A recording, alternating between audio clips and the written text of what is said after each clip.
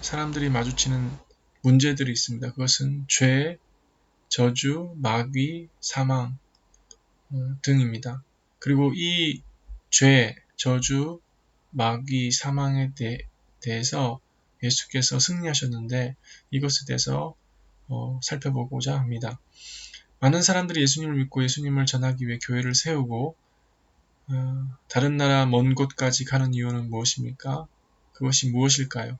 왜 사람들은 예수에 열광하고 예수님을 찬양하고 예수님의 이름을 전파하기를 원할까요? 복음에는 무엇이 있을까요?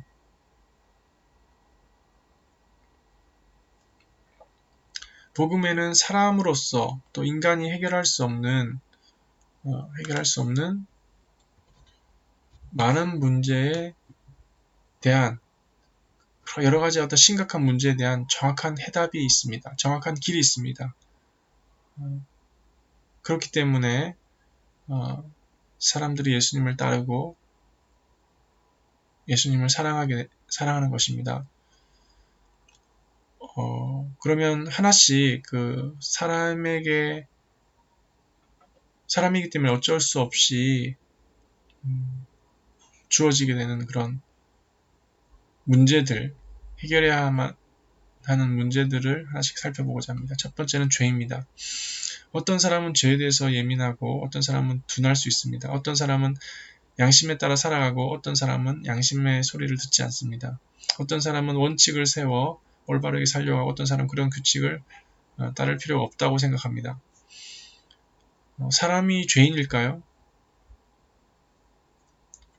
사람이 자신의 힘으로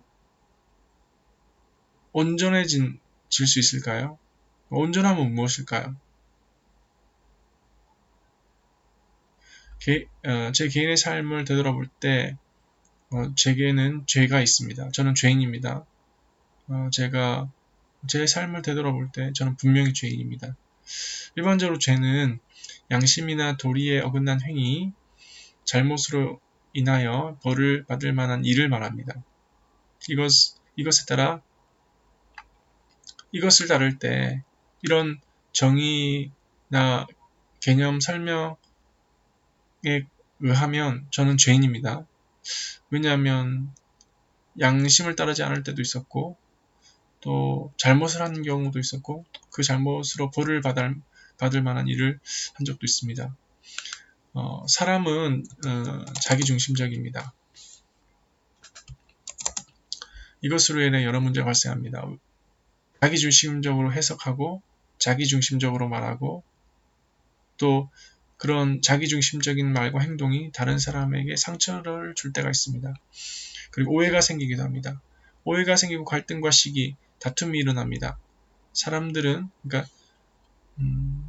자기중심적이고 자기만의 스타일이 있고 자기만의 가치관이 있고 자기만의 필터가 있기 때문에 어떤 다른 사람들을 볼 때 100% 옳게 보지 않다고 생각합니다. 100% 올바르게 보지 않는다고 저는 생각합니다. 그리고 사람은 또 유한합니다. 알고 이해하는 것이 제한되어 있습니다. 또 사람에는 죄를 짓고자 하는 본성이 있습니다. 각자의 죄가 다를 것입니다. 그리고 그 죄에는 형벌이 따릅니다. 죄를 없애기 위해서는 먼저 회개합니다. 회개는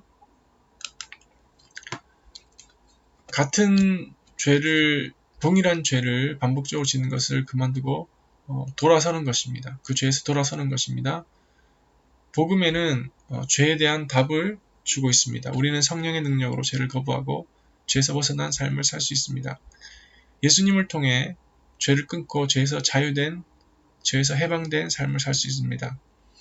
예수님의 보혈로 우리는 죄 용서함을 얻게 되었습니다. 그리고 죄의 결과에 대한 사망에 대해서 자유합니다.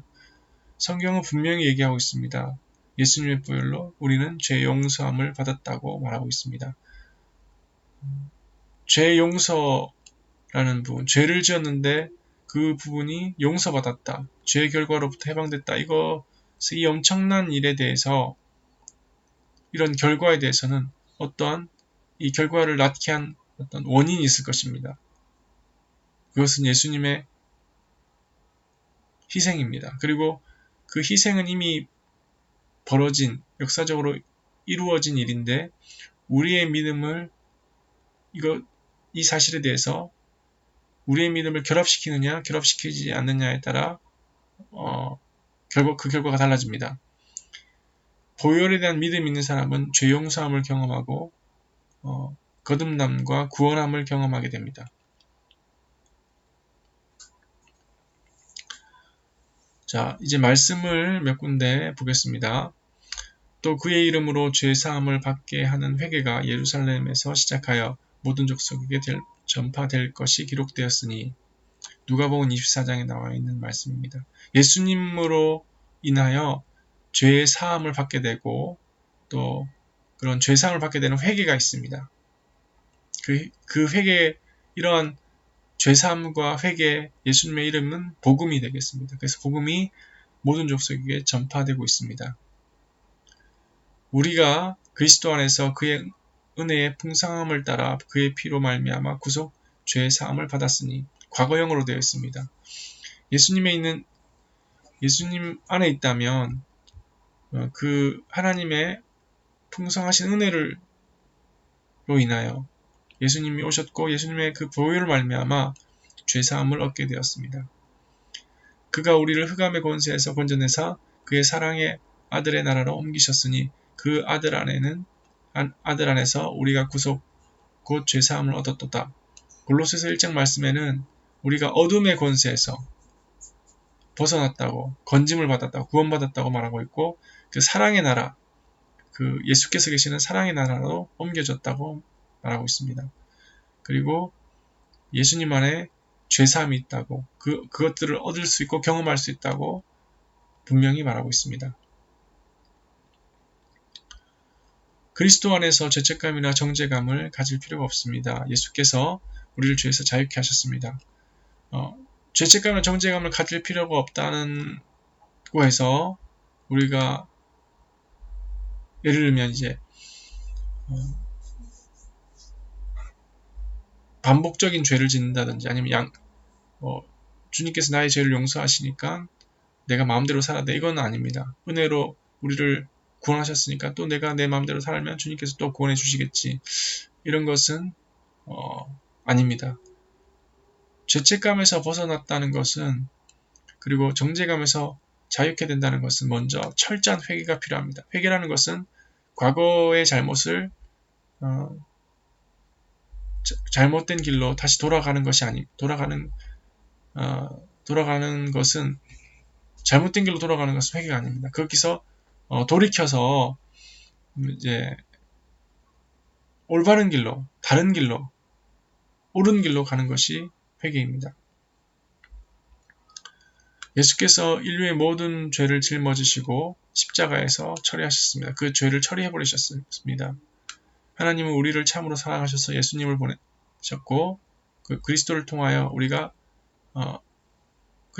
하나님과 다시 교제할 수 있습니다. 그리고 하나님께서 그것을 원하셨습니다.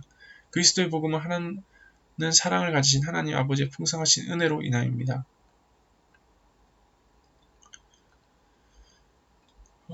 로마서 8장 그러므로 이제 그리스도 예수 안에 있는 자에게는 결코 정죄함이 없나니 이는 그리스도 예수 안에 있는 생명의 성령의 법이 죄와 사망의 법에서 너를 해방하였음이라.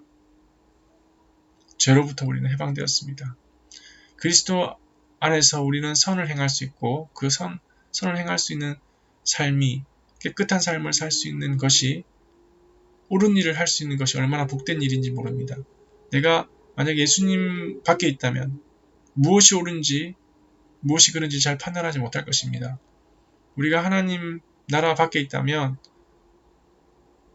만약 우리가 아무리 내가 내 스스로 옳다고 한다고 해도 그것이 선이 아닐 수 있습니다. 열심히 산다고 해서 그것이 다 옳은 것이 아닙니다. 예수님께서 진리시고 예수님께서 참된 선이시고 예수님을 통해서 예수님을 믿는 믿음 안에서 우리는 진실된 선을 행할 수 있습니다. 제 개인적인 경험과 제 삶을 돌아봤을 때 죄의 구렁텅이, 어둠의 구렁텅이에서 벗어날 수 없었습니다. 그러나 예수님께서 나를 건져주셨을 때, 예수님께서 나의 손을 붙잡아 주셨을 때 내가 그 구렁텅이에서 벗어나서 정말 선을 따라 정말 착한 일을 할 수 있는 그런 준비가 되었었습니다. 다음 시간에는 저주에 대해서 나누도록 하겠습니다.